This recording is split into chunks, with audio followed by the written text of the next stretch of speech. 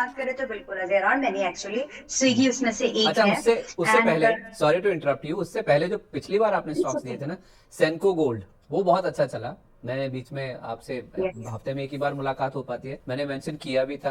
तो आपने 420 470 के टारगेट दिए थे उस पे। तो आपने गोल्ड में भी कहा था कि गोल्ड में भी अच्छा मौका है एंटर करने का। तो ये 422 का आज ही इसने हाई टच किया है। तो पहला टारगेट तो आपका आ गया, कॉन्ग्रेचुलेशन। जिन्होंने भी लिया है पहला टारगेट, पहले टारगेट के लिए अगर लिया था तो क्या बुक कर लें, या अभी दूसरे टारगेट के लिए स्टॉप लॉस रिवाइज करके आगे बढ़ें? दूसरे टारगेट के लिए रिवाइज कर लीजिए स्टॉप लॉस को 370 पर एंड आगे चलने दीजिए। बहुत उम्मीद है, चांसेस है कि 10 से 15 दिन और इसमें आपके जो दिए हुए टारगेट है वो आने की बहुत उम्मीद है। होल्ड करके चलने की सलाह है, लेकिन अब मत खरीदो क्योंकि स्टॉप लॉस 370 का है और आपका रिस्क रिवॉर्ड कहीं ठीक नहीं बैठता। तो हाँ, खरीदिए तो मत, लेकिन होल्ड कर लीजिएगा। उस समय 388 था, आपने कहा था खरीद लीजिए, और 345 वाला स्टॉप लॉस बनता 25 रुपए और ऐड करके 370 पर। हाँ जी, टारगेट भी है कोई 470 के बियॉन्ड भी दिखने लगा है, या 470 ही है? 470 भी आ जाए संदीप जी, बहुत है ना। नहीं नहीं, आ चार जाएगा सौ मैम, कोई सत्तर भी दिक्कत नहीं है। मतलब। अब आपके साथ पॉसिबिलिटी को लेकर कोई दिक्कत की बात नहीं है। स्टॉक इतना गिर जाएगा तो खरीदिए, 470 वाला 420 हो जाएगा। अब मैं पॉसिबिलिटीज की बात ही नहीं करता। Thank you, so nice of you. लेकिन मतलब इतना भी आ जाए तो बहुत है। आई मीन अभी तो इसी को चेस करिए फिलहाल। 470 आते आते अगर लगता है कि वॉल्यूम्स में कुछ चेंज लग रहे हैं और वॉल्यूम सर्ज होते हुए दिख रही है, कुछ अच्छा नैरेटिव और आ गया तो देखेंगे, बट फिलहाल इतना तो बहुत, फिलहाल ठीक इसी है। को चेस करते हैं। आपने टीएसएफ इन्वेस्टमेंट भी दिया था और मन्नापुरम फाइनेंस भी दिया था, गोल्ड से रिलेटेड था, जो यस। गोल्ड फाइनेंसिंग वाली कंपनी है। 370, 400, 450 के टारगेट दिए थे। इसमें क्या अपडेट है?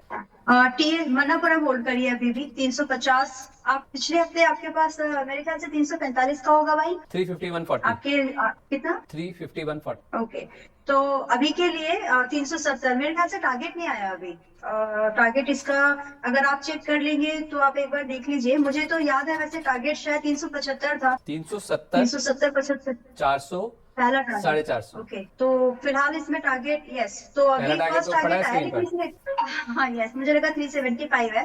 लेकिन होल्ड करने की सलाह है संदीप जी। मुझे लगता है इसमें अभी आपकी साइड और बची है। 400 तो कम से कम जाने दो। सी बात कैसी है कि जब आपको लग रहा पैसा ही लगाना है ना, यहाँ से निकाल के दूसरी बेटर अपॉर्चुनिटी लगे तो यहाँ से निकालो। लेकिन जब यही लग रहा है कि ये स्टॉक थोड़ा और खिसक सकता है, अगर आप ऑलरेडी सही भाव की एंट्री है, भाव सही नहीं था वैसे, आपने ब्रेकआउट पे खरीदा था, लेकिन फिर भी आपको लग रहा है कि इसमें मोर स्ट्रेंथ बनी रह सकती है, तो 400 रुपए तक का एक मौका है, इसमें लगे रहिए, पैसे लगे रहने दीजिए। स्टॉप लॉस रिवीजन की जरूर सलाह दूंगी जो लोग हैं उनके लिए। और जिन्होंने मन्नापुरम मिस कर दिया उनके लिए बेहतर काउंटर है मेरे पास, मैं भी शेयर करूंगी इसको। तो आप मन्नापुरम लोग को भी, जिनके पास में है। मतलब मन्नापुरम भी आप कह रही कि हाँ नया नहीं लेना, भले 400 रुपए तक होल्ड कर लें जिनके पास है, जिन्होंने हाँ पहले लिया था, नया ना खरीदें। हाँ जी, नहीं नया खरीदना है तो पतंजलि देखिए। आप मुझे एक जो टैग दे चुके हैं वैल्यू इन्वेस्टमेंट पिक का। पिछली बार में मैंने पतंजलि पतंजलि पूछा था। देखिए। अच्छा, उससे पहले एक बार, सॉरी आपको इंटरप्ट कर रहा हूँ, 320 वाला स्टॉप लॉस रिवाइज करना है क्या मन्नापुरम का? हाँ यस, और वो होना चाहिए आपको 347 पर। 47, और अब 400 रुपए और थ्री साढ़े फोर्टी चार सौ के सेवन टारगेट के लिए इसमें आप होल्ड कीजिए, नई खरीदारी ना कीजिए। अब बताइए, आपने स्विगी की बात की है आई थिंक अगस्त सीरीज के लिए, और आप पतंजलि भी बोल। हाँ जी, पतंजलि में हमने अपने मेंबर्स को भी ऑप्शंस रिकमेंड कर दिया है और कैश में भी रिकमेंडेशन मेरी है इसमें। पतंजलि, अरे वाह, ठीक है। अभी जब बात कर रही थी थोड़ी देर पहले अपने लाइक्स में, तो 350-51 था, अभी 359 चल रहा है, तो प्राइस में थोड़ा चेंज आ गया बाई 3%। तो उसको मैनेज अगर आप कर सकते हो, मैं पतंजलि में एक अच्छा सा टारगेट 395 से लेकर के 410 का कम से कम देख रही हूँ, और मैं ये अगस्त में ही देख रही हूँ। तो ठीक है। क्योंकि ये ऑप्शंस में है, आई मीन डेरिवेटिव में है, तो आप इसमें डेरिवेटिव में भी अपने हिसाब से ऑप्शन में टारगेट देना मुश्किल लगता है संदीप जी, क्योंकि वहां पर ना टाइम डिके हो जाता है। आई एम मोर जी। कंफर्टेबल ऑन फ्यूचर क्योंकि स्पॉट जैसी मूवमेंट होती है।